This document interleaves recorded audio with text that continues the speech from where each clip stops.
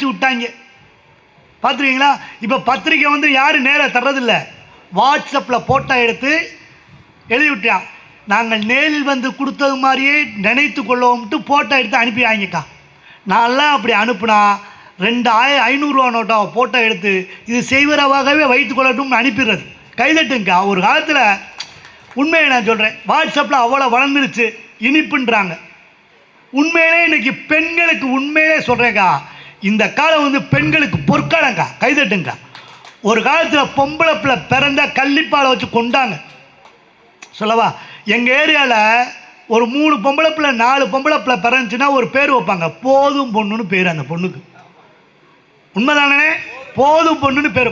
அப்படி பேர் வச்சா அடுத்து பொண்ணு பிறக்காதுன்னு ஒரு நம்பிக்கை இருந்துச்சு.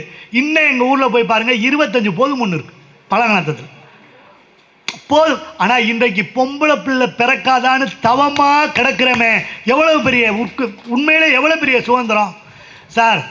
சாமிகிட்ட போய் வேண்டுனா உங்களுக்கு ஆம்பளை பிள்ளை பிறக்கும், சாமியே வந்து பிறந்தா அது பொம்பளை பிள்ளை அப்படின்னா இன்னைக்கு எவ்வளோ பெரிய சுதந்திரம் கிடந்துச்சுல.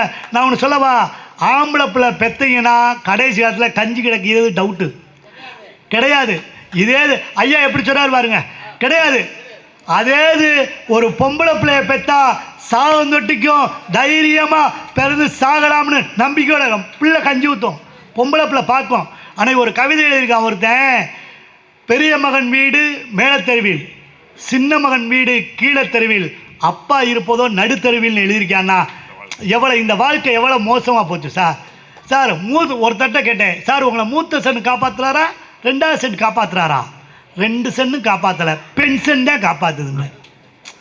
உண்மையை சொல்கிறேங்க, ஒரு ஆம்பளை பையில பெற்றவெல்லாம் உண்மையிலே ரொம்ப சிரமம். ஆனால் அக்கா சொன்னதில் ஒரு பாயிண்ட் இருக்குக்கா, கல்யாணத்துக்கு அப்புறம் ஒரு காலத்தில் ஒரு போன ஜென்ரேஷன் வரையும் பொண்ணை எப்போக்கா பார்ப்போம்? ஒரு ஆணையும் பெண்ணையும் பார்க்குறதே திருமணத்தில் மட்டும்தான் ஒரு பெண்ணை பார்க்கவே முடியும். கைதட்டுங்க, உண்மை. மணமேடையில் தான் பார்க்க முடியும். ஃபோட்டோவை காட்டுவாங்க, அந்த ஃபோட்டோலேயே குடும்பம் நடத்தும் அந்த அம்மா. இப்படி அப்பா அம்மா ஒரு ஃபோட்டோவை தான் காட்டுவாங்க, இப்படி கொடுப்பாங்க. சி எனக்கு எதுக்கு ஃபோட்டோ அப்படின்னு தள்ளி விட்டுட்டு அந்த ஃபோட்டோலேயே குடும்பம் நடத்தும். கண்ணை பாரு, கண்ணு முட்டை கண்ணு, முட்டை கண்ணு, முடி வர்றேன் வந்து வச்சுக்கிறேன், மீசை எப்படி தொங்குது வரு, வெட்டுறேன் வெட்டுறேன் இறக்கி விட்டு வெட்டுறேன் அப்படின்னு பார்த்துட்டு யாரும் பார்க்கல அப்படி வச்சோம். அதுதான் ஒரு காலத்தில் போட்டான். இன்னைக்கு ஃபோன் வந்ததுலேருந்து கல்யாணம் நிச்சயமாயிட்டா மாப்பிள்ளை பொண்ணுக்கு வாங்கி தர ஒரு ஃபஸ்ட்டு கிஃப்டே செல்ஃபோன் தான். 20,000 ரூபாய்க்கு எங்கிட்ட கடனை வாங்கி 2 சிம்மை போட்டு கொடுத்துருக்கான். ஒன்றில் டவர் இல்லைன்னா ஒன்றில் எடுக்கட்டும்னு. ஆமாம், நிச்சயம் பண்ண உடனே அடுத்தல காலையில் 6 மணிக்கு ஃபோன் வரும், ட்ரிங் ட்ரிங். அது ஹலோ மாப்பிள்ளை நான் தான் பேசுகிறேன்.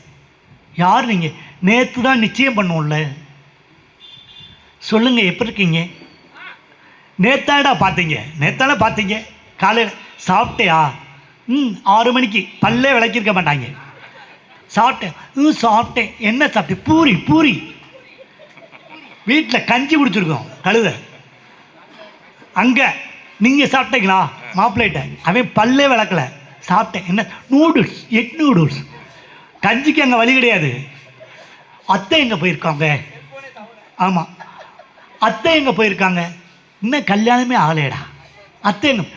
அத்தை வயலுக்கு போயிருக்காங்க. மாமா பத்திரிக்கை வைக்க போயிருக்காங்க. மச்சான் என்ன பண்ணுறாரு? அவர் 12 மணிக்கு தான் எந்திரிப்பார். ஏன்? அப்போ தான் கடை திறப்பாங்க. ரொம்ப முக்கியம். அப்படியே பேசிக்கிட்டே வர்றாங்கங்க.